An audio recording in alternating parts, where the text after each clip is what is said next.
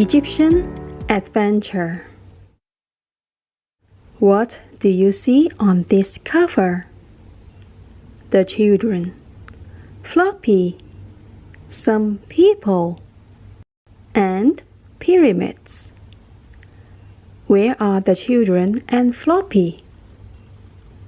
It seems like they are in Egypt, because there are pyramids. What will happen to the children and Floppy in Egypt? Let's see. Nadim and Anneena came to play at Biff and Chip's house. Nadim had a book about the ancient Egyptians. "It isn't just a book to read," said Nadim. "It's a special sort of book." "It's a model book," said Nadim. He opened it to show everyone. "I get it," said Chip. "You press out the shapes, then you fold and glue them to make a model." The book had lots of shapes to press out and fold. Nadim pointed to one. "Can you see what this will be?" he asked. "Of course we can," said Anneena. "It will be a pyramid." Chip found some glue. Then Nadim pressed out the shapes and the others began to fold them. First, they made the pyramids. Anneena had a difficult shape to fold. "This is a sphinx," she said. Do you know what a sphinx is? A sphinx is a statue with a human head and a body of lion. The children pressed out some tiny trees and people. Biff glued them onto a sheet of paper. It made a scene of ancient Egypt. The children were pleased with it. "I am really pleased with the Sphinx," said Anneena. At last, the model was finished. It looked so good, they called Mom upstairs to have a look. "What a good job you made of it," said Mom. "I like the pyramids and the Sphinx." "The Sphinx was hard to make," said Anneena. Floppy ran into the room. He did not see the model on the floor, and he trod on it with his big paws. He knocked over a tree and crushed the Sphinx. "Oh, Floppy!" everyone yelled. Oh no! Floppy had crushed the model of the Sphinx. Floppy looked unhappy. He knew he had upset the children. "Never mind," said Chip. "It wasn't Floppy's fault. The Sphinx looks even better than before." Suddenly, the magic key began to glow. The key took the children back in time. It took Floppy too. "It's not my day," thought Floppy. "First, I get into trouble. Now it's a magic adventure." Where would the magic take the children? Let's see. The magic took them back to ancient Egypt. They were standing by a pyramid. The pyramid was still being built. Far off, they could see 2 more pyramids. "This is amazing," said Nadim. "I didn't think the pyramids were so big." Some people were pulling on long ropes. They were moving a big block of stone. "That's amazing too," said Chip. "I didn't know the pyramids were made with such big blocks of stone." "Look over there," gasped Anneena. She pointed to a huge stone sphinx. "Let's go and look at the sphinx," she said. They all began to run towards it. Floppy didn't go with them. He had seen a cat. The cat hissed at Floppy. Floppy couldn't stop himself. He chased it. It leaped onto some blocks of stone. Floppy jumped up too.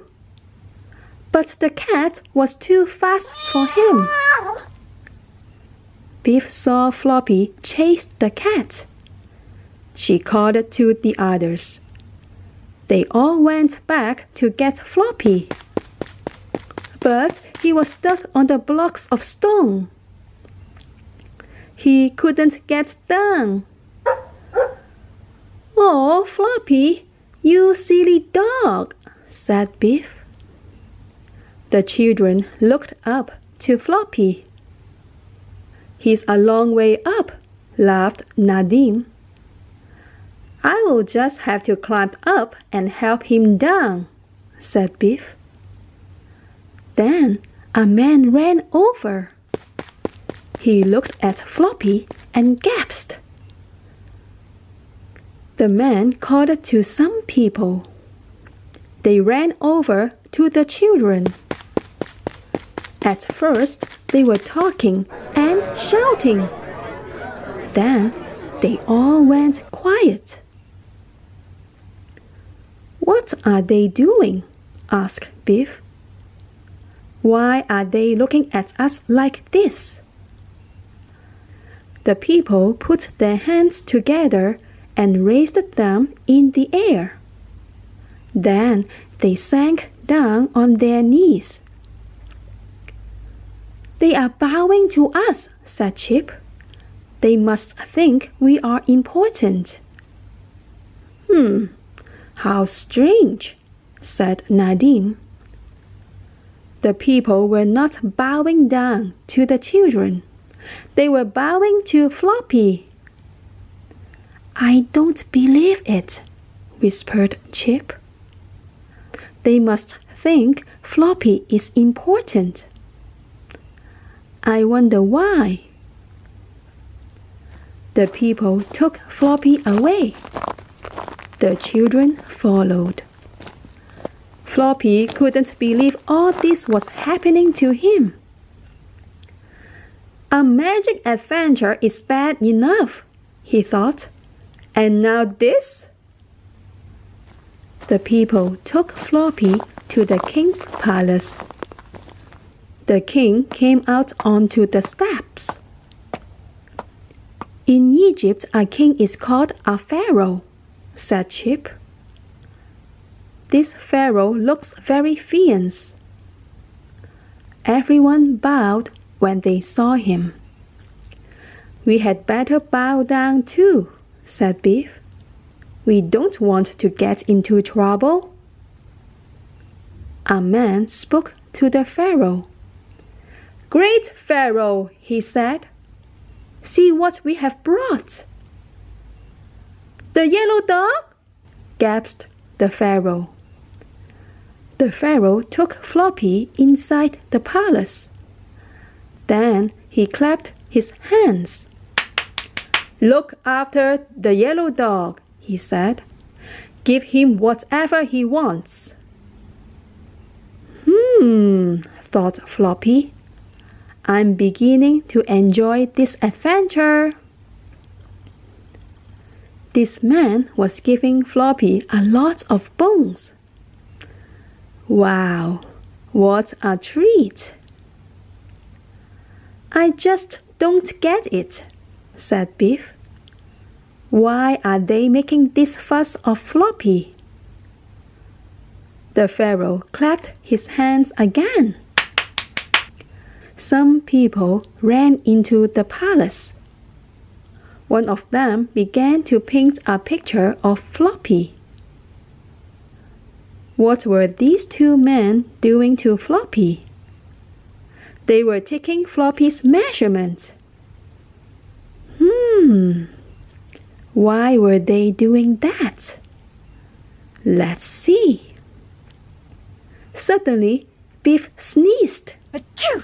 The Pharaoh saw the children. "Strangers in my palace!" he shouted. "How did they get in?" A guard grabbed Chip and Anneena. Another one grabbed Biff and Nadim. "Oh no, the children were in trouble." The guards took the children outside. They took them to one of the pyramids. The people were moving the big blocks of stone. "You all look strong," said a guard. "You can work here." The children had to help pull one of the big blocks. They had to put rollers down to slide it along. "This is hard work," moaned Biff. "These rollers are heavy." It was time for a rest. The children had to drink from a skin bag. The skin bag was like a water bottle in the ancient time. "Ugh," said Chip. "The water is warm and it tastes funny too." "I would rather have an ice-cold can." What were the people behind doing? It seemed they were making a sculpture. The Egyptians were carving a giant stone block. The children had to pick up all the chips of stone that fell off. "This is hard work too," said Nadim. "It's no fun being an Egyptian slave." Anneena looked at the carving. "I wonder if they are making a sphinx," she said. "A sphinx has the body of a lion, but that doesn't look like a lion's tail." That tail looks familiar," said Biff. "Did this tail remind you of someone?" The carving was finished. "I said it looked familiar," gasped Biff. "It isn't a sphinx at all. It's Floppy." At that moment, the Pharaoh came to see the carving. Some Egyptians carried Floppy. Suddenly, the magic key began to glow. Floppy jumped down and ran over to the children. "I'm glad it's time to go," thought Floppy. It was all getting too much of a good thing. "What an adventure," said Nadim. "I didn't like being an Egyptian slave." Anneena picked up the model sphinx. "A sphinx has a lion's body and a man's head," she said. "But this does look a bit like Floppy." Would you like to time travel to ancient Egypt? What kind of adventure would you like to have? And that's the end. Egyptian Adventure. Nadim's model book leads to an adventure in ancient Egypt. Floppy is mistaken for an important dog, and the children have to help make a pyramid.